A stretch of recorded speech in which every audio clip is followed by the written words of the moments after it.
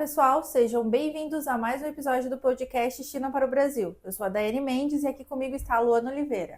Olá, pessoal! E antes da gente começar, não esquece de deixar o seu joinha aí no vídeo, se inscreve também no nosso canal para não perder nenhuma atualização. Lembrando sempre que a gente também tem o podcast lá no Spotify, então é só procurar lá por China to Brasil. E agora também temos conta no TikTok. Então, se você quiser acompanhar os cortes, os vídeos exclusivos que a gente vai preparar, só seguir a gente lá também. E qual é o nosso tema de hoje, Daiane? Hoje o nosso bate-papo será sobre idiomas com foco em mandarim e português. Através da nossa conexão Brasil-China, que fazemos aqui no canal, falaremos sobre as metodologias e as peculiaridades desses dois idiomas. Trouxemos como convidado um professor de mandarim, mas que também ensina português para chineses. Ele é brasileiro, mas ele tem uma longa trajetória, uma longa história com o mandarim, tendo contato com o idioma desde muito novo. Ele já foi diretor da maior escola de mandarim da Baixada Santista e ele é professor, de mandarim e designer educacional. E ele tem alguns projetos também, além disso, que ao longo do nosso bate-papo ele vai contar um pouco pra gente. Seja bem-vindo, Luiz Henrique. Olá, tudo bem? Bom, então, para começar, eu quero que você conte pra gente o que te inspirou a ser professor de mandarim. Conta um pouco dessa sua história com o idioma.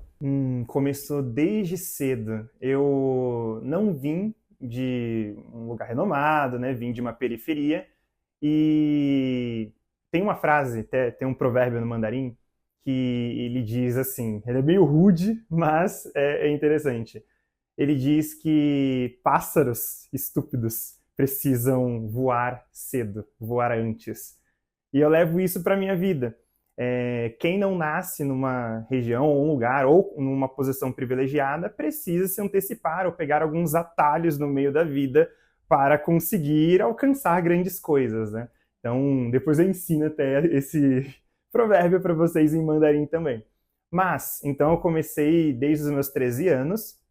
Lá eu conheci um brasileiro, eu lembro de estar numa loja chinesa, e aí tinha um brasileiro falando mandarim. E eu achei espetacular. Ele era intérprete lá do chinês, então ele estava falando mandarim, português, o inglês também, o espanhol.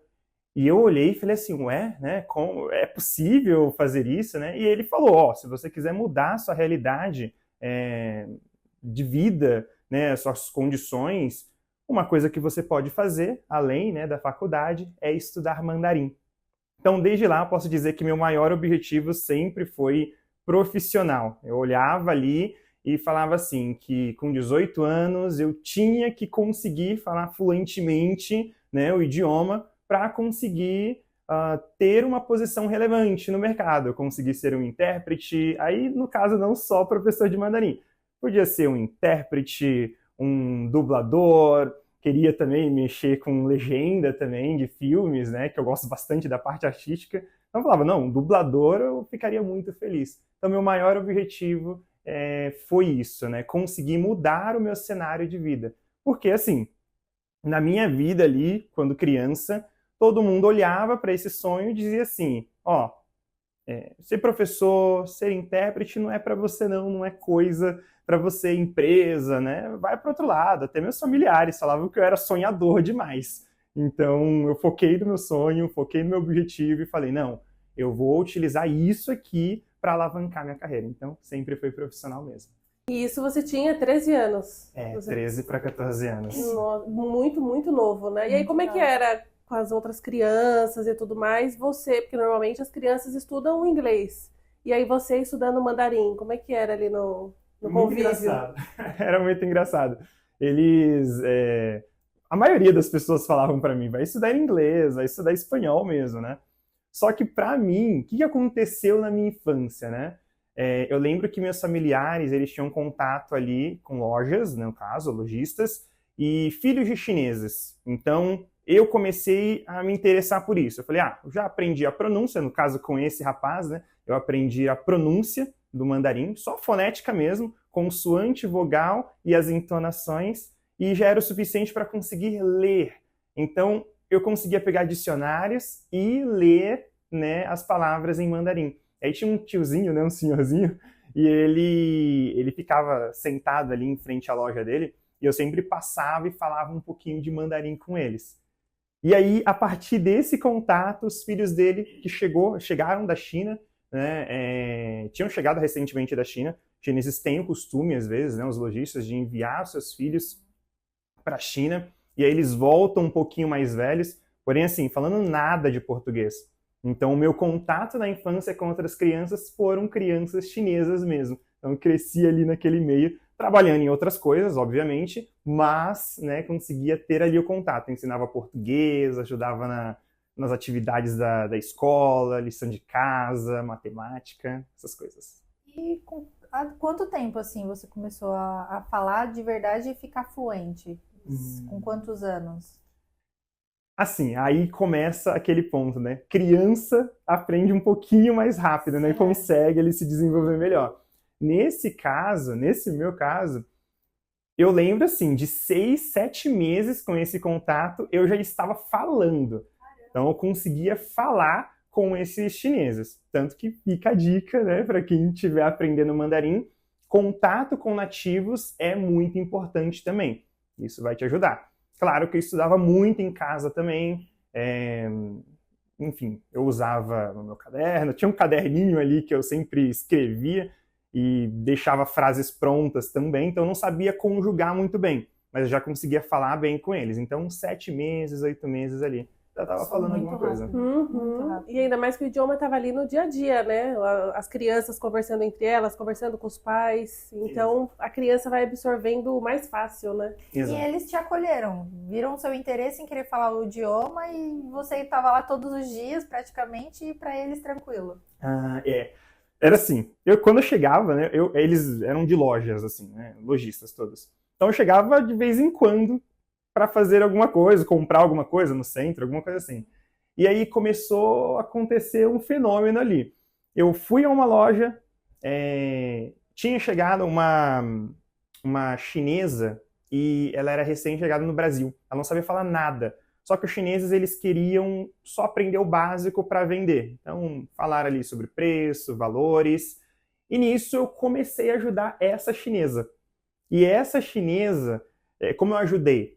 Eu peguei uma cartilha, né, de português e comecei a ensinar o português para essa chinesa. A partir disso, ela contou para outros chineses ali de Santos, na Baixada Santista. E aí, quando eu vi, eu já estava ajudando uns 5, e assim, criancinha, né? Agora eu já estava ali com uns 14 para 15 anos. Então, assim, 15 anos, né? Espírito empreendedor, né? 14 anos. Só que não ganhava nada até então, né? Então, ganhava muito conhecimento. Era um network, vamos colocar. Network. Então, consegui ensinar essa chinesa, ajudei essa chinesa, ela conseguiu falar muito bem. E aí comecei a ajudar outra. Quando eu vi, assim, até meus 18 anos, vamos colocar assim, eu já tinha uma extensão de clientes sem saber que eram clientes, né? A troca era, eu te levo no restaurante chinês, você vai gostar da cultura chinesa, presente aqui e ali, né? E nessa eu já ia a hospitais com chineses, ajudava, comprar mercadorias também, aqui em São Paulo, né? Subíamos. E a extensão é do Vale do Ribeira, que seria lá quase Curitiba, Cajati, Registro, Itanhaém, essas regiões, até Bertioga, o outro lado, né? Então, assim, eu tinha uma extensão de quase 20 cidades que eu conhecia todos os chineses. Hoje eu tenho contato de todos. Aí o meu WeChat foi quando eu conheci o WeChat, né? Que os chineses não se comunicam pelo WhatsApp, é pelo WeChat. E aí eu consegui, assim... Teve um dia que eu fui dar uma olhada nos meus contatos antigos e eu tinha, assim, mais de 200 contatos de chineses ali no meu WeChat. Mailing na mão, né? Na raça. E aí, nisso tudo, o que seus pais achavam? Porque você é muito novo ali, 14, 15 anos, aí viajando com chineses, conversando com chineses. Fazendo negócios com eles, o que seus pais pensavam disso? Aí que vem o porém, né?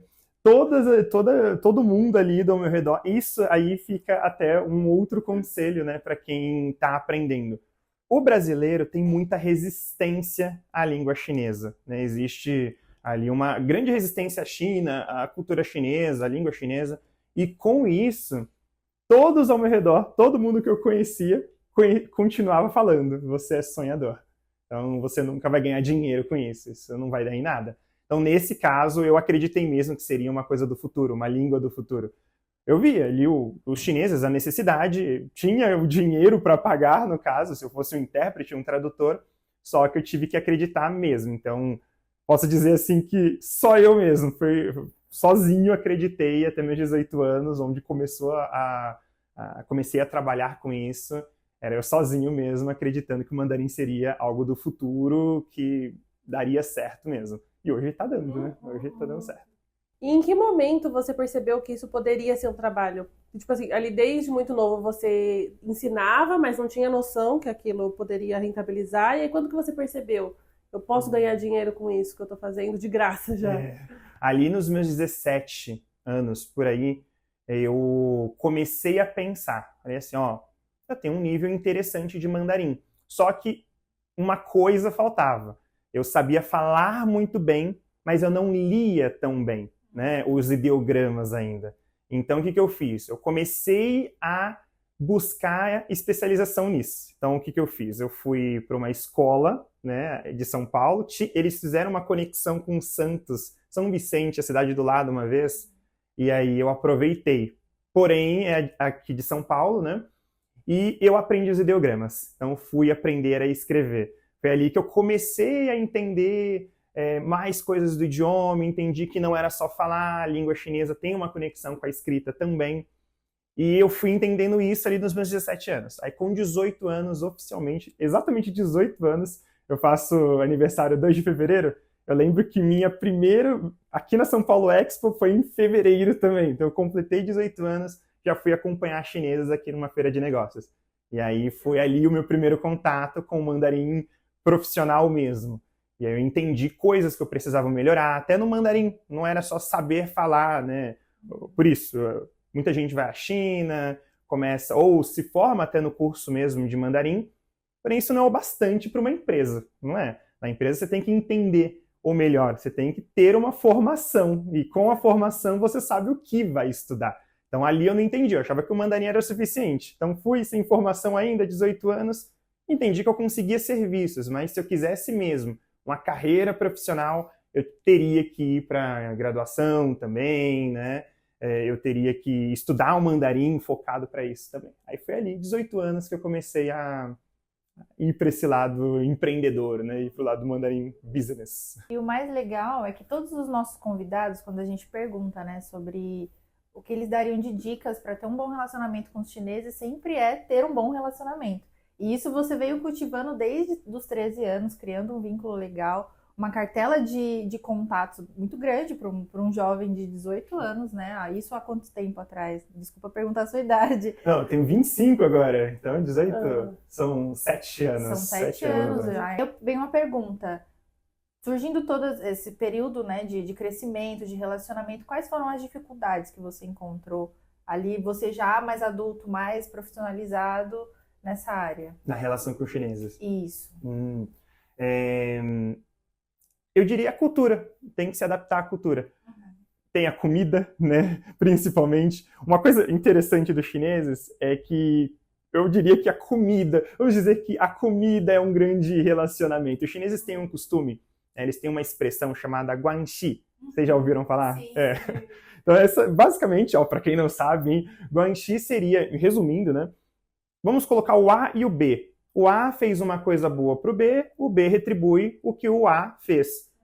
E comida envolve muito disso, né? Então, para os chineses, ir a um restaurante, levar para jantar é algo especial. Ou presente, ser frutas, né? Encher sua geladeira, isso é algo especial. Então, assim, uma coisa que eu tive que me acostumar é a essas coisinhas, né? As nuances da cultura chinesa. Tem muita coisinha, tanto que hoje eu falo nas redes sociais sobre isso. Eu vivo postando sobre, isso é interessante para você fazer, isso não é. Só que no caso ninguém me ensinou, então eu fui aprendendo na raça, né? Os chineses falando, isso não é legal, não, isso é legal. Então, uma dica que eu dou é sempre dê uma olhada sobre se sua roupa, se o seu, né, o que você gosta de falar, ou, por exemplo, até como você se refere às pessoas às vezes, igual no norte Nordeste, no norte do país, é mais comum usarmos termos como senhora, senhor, para nos referirmos aos mais velhos a todo momento. aqui em Santos eu não tenho tanto esse costume, eu falo você, né? Porque eu penso que o senhor quer se sentir jovem, então nós usamos você. Na China já é o contrário, eles gostam do termo xiangsheng para senhor e tai tai para senhora em relações ali mais profissionais ou em relações mais né, formais. Então, Manter o respeito, né? Exato. Tive que me adaptar a isso, a hierarquia, a como você fala, dependendo, né, do nível hierárquico da pessoa, se ela é mais velha, se ela não é. Então, eu acho que a cultura foi o que eu tive que me adaptar mais, né? Me adaptei bastante a isso. E aí, até já liga com uma outra pergunta que eu ia fazer. Quais são suas maiores dificuldades como professor para lidar com os chineses? Ensinar, porque você ensina o português para os chineses, né? E vamos pro lado do português agora. Você ensina português para chineses. E aí, como que você faz essa ligação das culturas, né? Do português, China? Quais são suas dificuldades como professor ali para conseguir ensinar o nosso idioma e também um pouco da nossa cultura? Os chineses, eu diria que sim, eles são muito abertos. Eu acho os chineses mais abertos à cultura brasileira do que os brasileiros abertos à cultura chinesa, eu acho. Os chineses sabem já, eles chegam ao Brasil sabendo que o Brasil, como o Brasil é, né? Eles sabem o que o brasileiro gosta, eles sabem que o brasileiro é muito animado, né? Gosta de abraçar, beijar, mesmo que eles tenham Caloroso, ali, né? mais caloroso, eles usam essa expressão. Esses dias eu levei uma chinesa, né? Minha esposa até levou uma chinesa à feira mesmo, feira livre, e ela falou sobre isso. Eu perguntei como foi a feira, ela, todo mundo é muito caloroso, né? Muito caloroso, muito animado. E voltando aqui, então, qual é a dificuldade, né? Que eu entendi ali que no meu caso, né? O que eu tenho de dificuldade ao passar a cultura brasileira para os chineses, né? Eu nem diria cultura, eu acho que é sobre o idioma mesmo. O português é um idioma muito difícil. Muito difícil. O brasileiro pensa que o chinês, não, vai ter ideograma. Os ideogramas não chegam nem perto do português. A todo momento eu tenho que ficar falando para os chineses, isso tem muitas traduções, muitas traduções. Por exemplo, uma aulinha básica de mandarim então, hein? No mandarim, para colocar uma frase no passado, nós só colocamos l para passado recente. A frase fica igual, só coloca l, tá no passado. Colocou guo, tá no passado mais distante. No português, pretérito perfeito, pretérito mais que perfeito, composto, imperfeito. Então os chineses sentem dificuldade com isso. A pronúncia do português também. O brasileiro se adapta. Então, toda pronúncia, eu mostro o som para o brasileiro, e o brasileiro, legal, essa pronúncia pode ser difícil, mas eu consigo. Os chineses têm dificuldade mesmo em falar, saber a diferença do P e do B, por exemplo, do D e do T. Então, para eles, não tem uma diferença. Então, eu preciso me adaptar. Por exemplo, falando de como eu faço isso. Por exemplo, o B e o P, eu prefiro ensinar que o B o Di Shan, seria o primeiro tom da língua chinesa. É um pouquinho mais suave. E que o P é um pouquinho mais forte. Não é bem assim no português. Mas quando eu ensino desse jeito, os chineses conseguem aprender. Eles sabem. Por exemplo, pato. Se eles falam pato mais forte, é o P. Agora, se eles falam pato, pato, lembra o som do B. Então, eles ficam nessa, assim, de eu tenho que me adaptar. Então, tem que ser adaptável. Porque como o alfabeto é diferente, né? Então, você tem que fazer essa ligação, né? Do nosso alfabeto com o deles, buscar alguma referência para eles entenderem. Exato, é isso. E simplificar. É o melhor, né? Tenho que simplificar ao máximo porque o mandarim já é uma língua simplificada. No mandarim não tem artigo, mandarim não tem gênero, não tem conjugação verbal. Então, enquanto um verbo tem 32 formas diferentes no português, no mandarim cada verbo é único. Então, toda vez que os chineses vão aprender um verbo, eles precisam conjugar em todas as formas, todos os tempos ali. Então, realmente, nem parece que eu sou brasileiro, né? Mas eu critico o português, porque o português é bem complexo para os chineses. Uma coisa engraçada, né, de você falar sobre os sons do P e do B, é porque tem palavras que eles não usam o exercício da língua mesmo, né? A gente tem essa dificuldade no inglês de falar three, que tem as diferenças, e a gente percebe isso também em outros idiomas porque a gente não usa, né, alguns sons E aí, na hora de falar da China para o Brasil, fica um pouco diferente, né? As pronúncias, os sons, bem interessante. Exato. O português, ele muda ali. O R, por exemplo, do português, chineses falam com som de L. Aí, claro, tem uma questão. Tem que saber o que é bom para o chinês, qual é o que eles almejam. Coloca assim, né? Tem chineses que só querem falar, resolver um problema rápido. Então, eu não me oponho a quando ele tem essa dificuldade, falar, pula essa dificuldade, bora pro que é mais importante mesmo. Dando para entender, tá tudo bem. Fale com sotaque, né? Não tem problema. E aí, se o chinês quer se especializar mesmo no português, ter um português perfeito, aí precisamos ir pro lado fono mesmo, né? De entender ali a posição da língua e tudo mais nas palavras, nas vogais e consoantes. Pensando no brasileiro, quais são as dificuldades que ele tem ao aprender o mandarim? O brasileiro é entender... Ó, incrivelmente, eu acho que isso é a primeira vez que vocês vão ouvir um professor falando sobre isso. Ir até o final. Uma coisa engraçada nos chineses é que eles conseguem ficar fluentes, eles vão até o final. Então você pergunta, você fala português? E quando ele fala que fala, ele fala mesmo, ele sabe tudo ali sobre o português. Se você pergunta para um brasileiro, isso é até a dificuldade, não sei se vocês já viram isso, né? Mas assim, muitas empresas recrutadoras procuram brasileiros e quando chegam ao brasileiro ele diz, eu sou fluente. E quando você fala com o brasileiro ou coloca ele para falar com o chinês, ele não passa na vaga por não ser tão fluente quanto ele acha. Então, há um erro no português, no brasileiro, quer dizer, estudando o mandarim de forma específica mesmo, de não comparar o mandarim com o inglês ou com outros idiomas. Acho que é outra coisa. Então, temos os HSKs, por exemplo, do mandarim. HSK é o teste de proficiência, né, da língua chinesa. Ele é do nível 1 ao nível 6.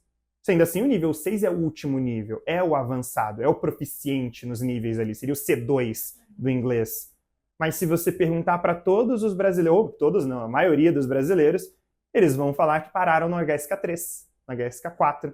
E isso implica na dificuldade deles em encontrar, em conseguir fechar vagas, por exemplo. Então, tanto que na minha metodologia eu estou tentando, né, estou sendo ali bem insistente com eles para, esse é o avançado, vocês precisam chegar até o último nível, senão não dá certo, né? É isso. Então, a dificuldade do brasileiro é chegar até o final. Interessante. E aí, até você falando sobre, quando você falou de chegar até o final, eu fiz uma relação também com outros idiomas, né? Que muitas vezes a gente, vou aprender inglês. E aí vai no intermediário, tá ótimo. Para no meio do caminho. Vou aprender espanhol, para no meio do caminho e acha, não, já tá bom. Acho que a maioria dos idiomas é difícil a gente chegar até o final, né? A gente sempre, o intermediário tá bom, já consigo me virar. Consigo pedir uma comida, tá bom. Isso, bem pensado, interessante isso, né? Porque no inglês, o nível intermediário do inglês permite que você faça tudo. Isso é engraçado, né? No inglês, no intermediário, a pessoa já está fazendo o quê? Lendo um livro, lendo um jornal tranquilamente, ela assiste um filme, ela mora nos Estados Unidos, mora em países que falam inglês tranquilamente. O intermediário do mandarim não. Por quê? O intermediário do mandarim não ensina todos os ideogramas. O oi do mandarim é totalmente, uma palavra totalmente desconectada com a língua portuguesa, enquanto no inglês não. Então, no inglês, se você tem um nível intermediário, você está numa reunião e você vê ali uma palavra parecida, você aprende só de ouvir. No mandarim é uma palavra totalmente diferente. Então, assim, se você realmente não sabe aquela palavra, você não sabe, você vai escutar, você não vai aprender de ouvir. Você vai ter que entender a tradução. Depois de entender a tradução, vai ter que olhar qual é o ideograma daquela palavra. E aí você sabe. Então, no mandarim, essa é a importância. Isso que faz muitos brasileiros acharem que tem um nível... Não, eu já sou um tradutor. E aí chega na vaga de tradução, não passa. Porque ele não tem, de fato, o último nível. E quando não tem o último nível, vai chegar lá uma palavra nova na tradução e ele não vai conseguir traduzir de jeito algum. É isso.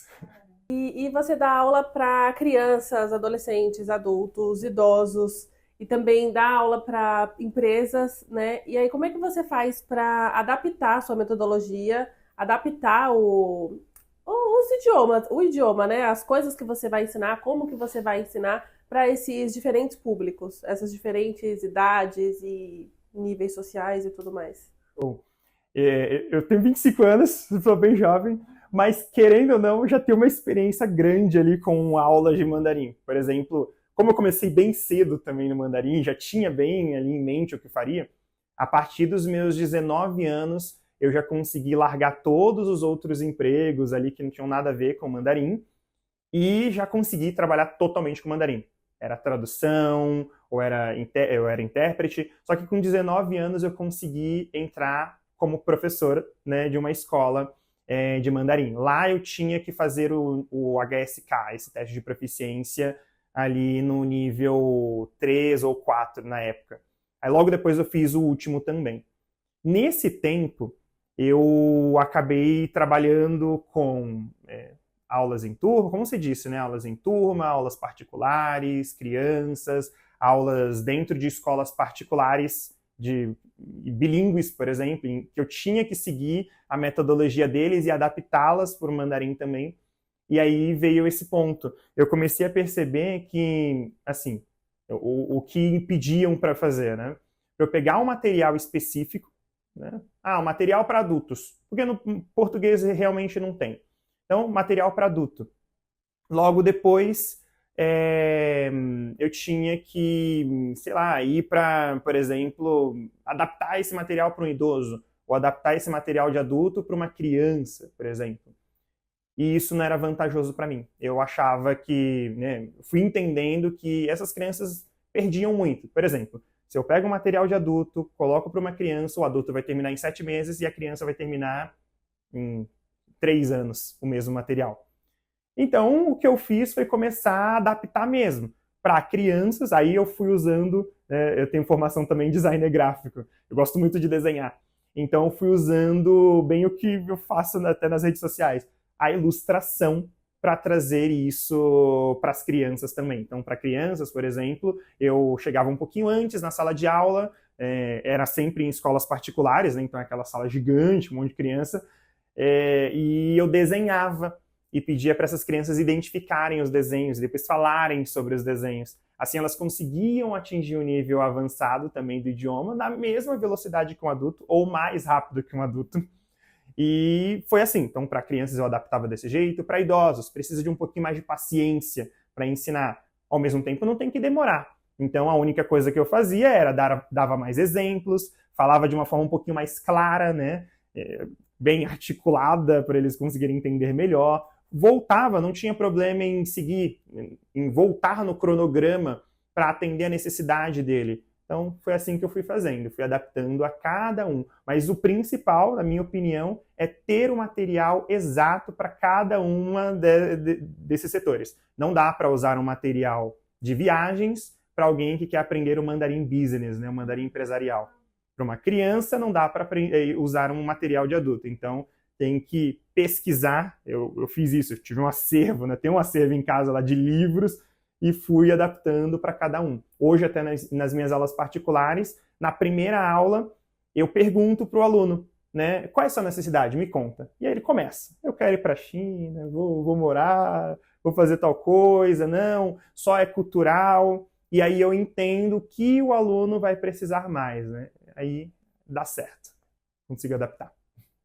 Hoje você faz, se quiser falar exatamente o que você faz, porque eu acho que é interessante, né? Mostrar essa trajetória e o que você está fazendo hoje para o pessoal que está ouvindo a gente. Hoje eu sou professor de mandarim, né? Eu tenho o meu projeto pessoal, né, particular, que se chama Xuexiao. Então nele, Xuexiao significa escola, né? Então meu nome nas redes é Laoshi Professor, uma piadinha aí, Xuexiao Escola.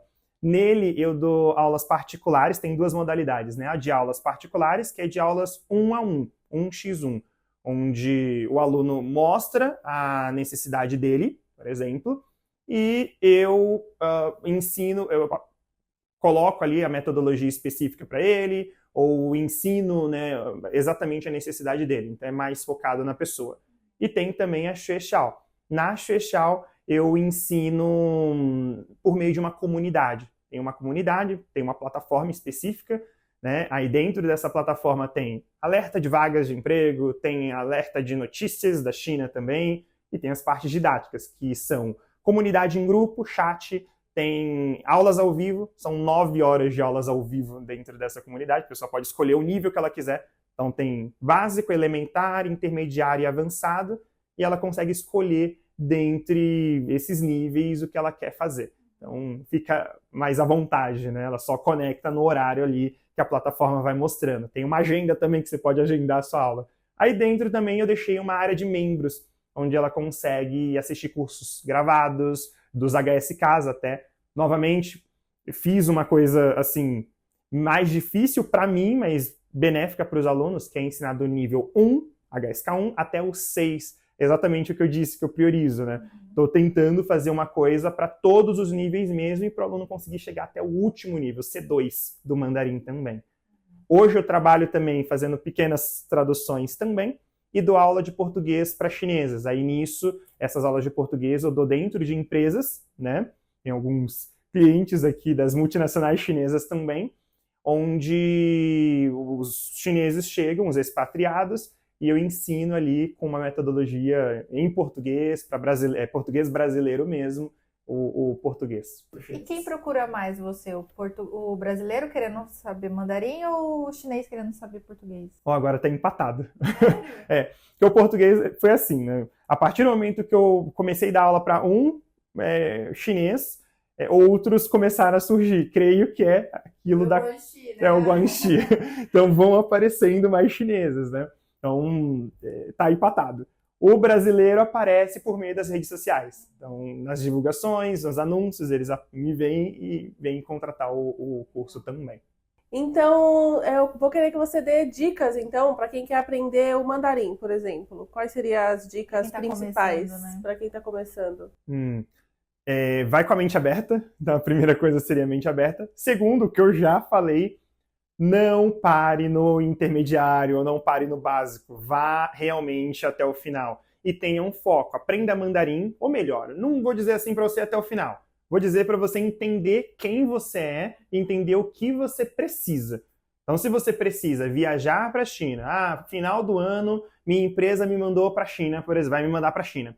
Eu vou ficar tanto tempo lá. Então, se você vai morar por uns 3, 6 meses, é legal você saber. Quanto mais você souber de mandarim, melhor. Mas talvez o intermediário já é o suficiente.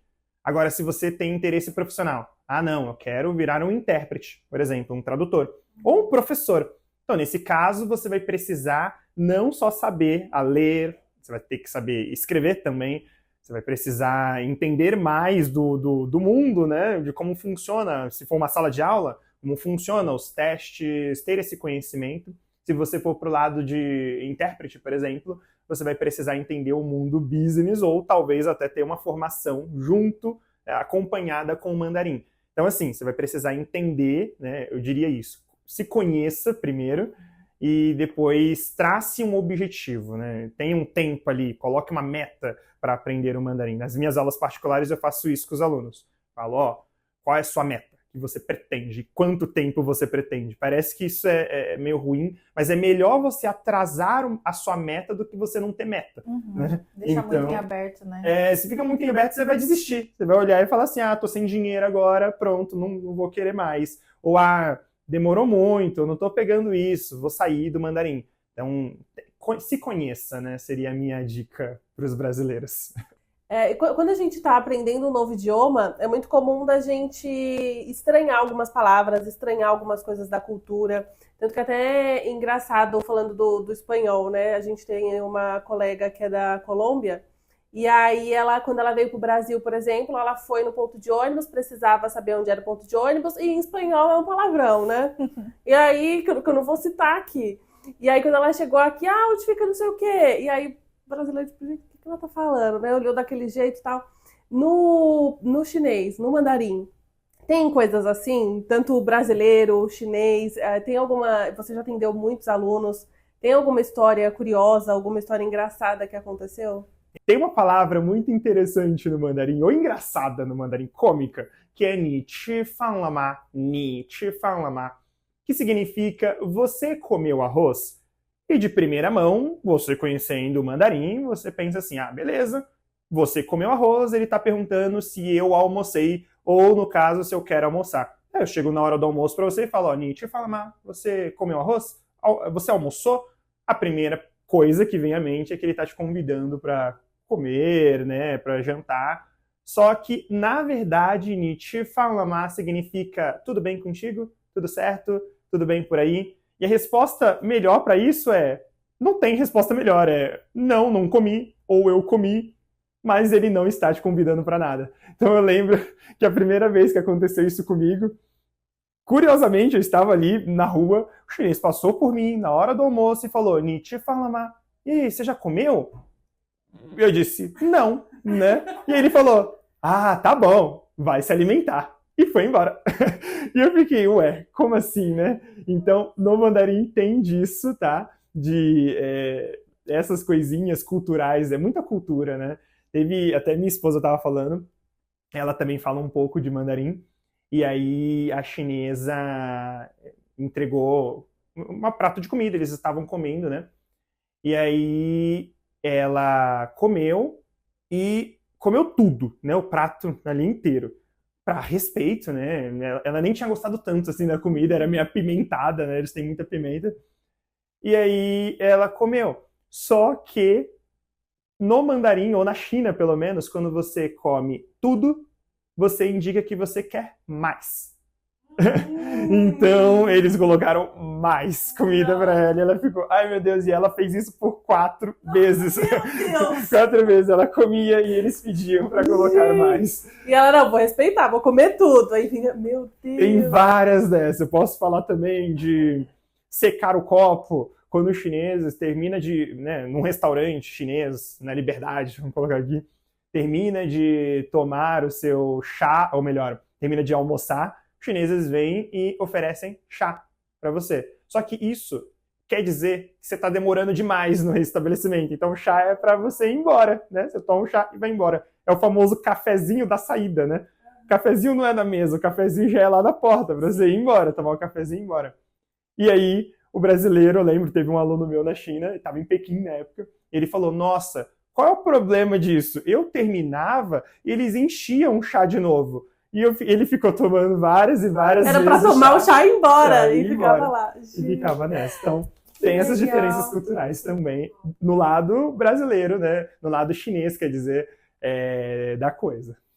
E com esse aumento, né, de empresas chinesas vindo para o Brasil, aqui já voltando para a área profissional da coisa, quais são as oportunidades que você pode dizer assim, para os brasileiros? Você tem uma comunidade muito forte, né, que ajuda brasileiros, tem muita vaga, tem muita procura. Quais são as suas análises, né, desse panorama? Bora lá. Muita procura mesmo, né? Muita mesmo. Então, assim, hoje é diferente de um tempo atrás. Eu lembro que, vou dizer minha época, sou jovem, mas minha época, tá? Não sou velho, então minha época, lá quando eu era criança, nesse caso, não tinha tanta coisa assim. Ou você, no meu caso, na área portuária, beleza, eu podia ir ali para as empresas do porto e tinha vaga do mandarim. Porém, com o mandarim. Mas era só isso. Ou era tradutor, ou eram áreas portuárias, ficar embarcado e tudo mais. Hoje não. Hoje tem empresas chinesas no Brasil. O que isso implica? E que em todas as áreas dessa empresa, quem falar mandarim ganha mais pontos na hora de uma contratação. Então, mesmo que sejam do marketing ou do financeiro, o que seja. Então, hoje abriu, né? Abriu o mercado do mandarim. Então, quem fala mandarim, não importa qual seja a sua área, né? Isso vai ajudar a conseguir empregos melhores ou salários melhores. Teve um professor, até de comércio exterior, que ele falou uma coisa interessante sobre isso. Ele disse assim, eu lembro isso, lá nos meus 16 anos eu já aprendi isso daí e fiquei com isso em mente. O mandarim ele é considerado uma língua exótica. E quando você tem uma língua exótica no seu currículo, se você inicia numa empresa, você inicia ali na parte interna da empresa. Você não resolve os problemas diretamente. Tem alguém que resolve para você. Mas quando você tem um idioma exótico, você pode ir para a área da negociação. Então, se você vai para a área da negociação, você vai ganhar mais, consequentemente. Se você for para a área da tradução, por exemplo, com um idioma exótico, ele vale 3 vezes mais. Isso quando eu tinha 16 anos. Agora isso já passaram-se quase 9 anos passaram. Então, assim, quem tem um mandarim consegue disputar vagas melhores, né? É um atalho, tá? Aquilo que eu falei lá de criança, deu certo então. O mandarim virou um atalho mesmo, né, no mundo atual. A China vem crescendo as relações brasileiras, né, com o Brasil. Brasil-China, uma relação muito boa. E com isso as vagas vão melhorando. Então, uma dica, ou o que eu diria é, não importa a cidade, não importa que profissional você seja, com o mandarim você vai conseguir ganhar mais. Isso é um fato.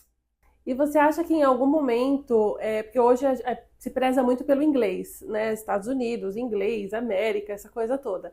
E aí agora o crescimento da China, globalmente, a China está crescendo muito, está ocupando muitos espaços.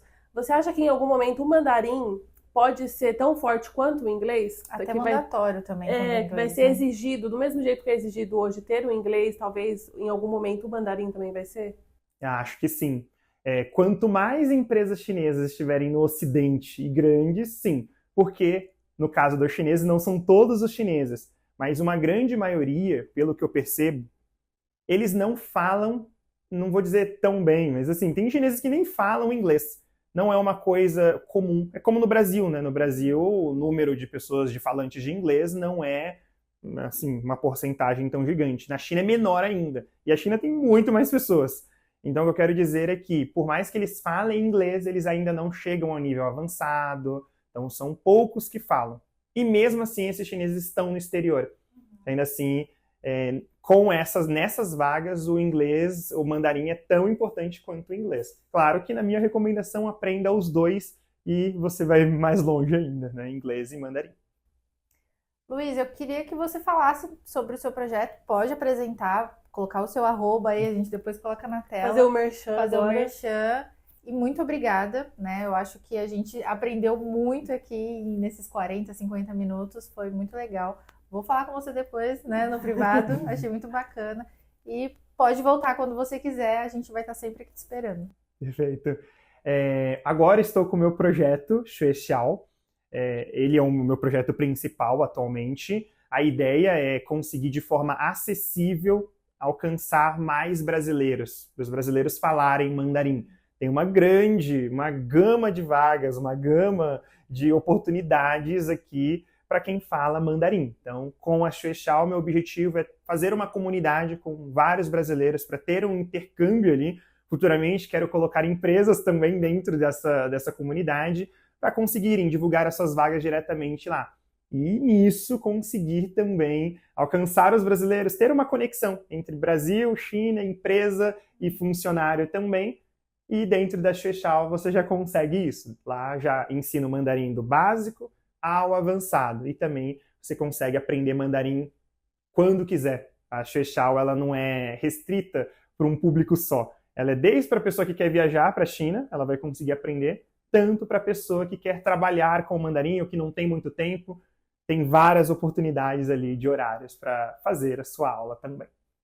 Muito legal. Muito obrigada. E se você quiser saber mais notícias sobre o Brasil e a China, nos segue no nosso site chinatobrasil.com.br, nas nossas redes sociais @chinatobrasil e o Facebook é @C2BIESH. Muito obrigada para você que nos acompanhou até aqui e até o próximo episódio. Tchau, tchau. Tchau.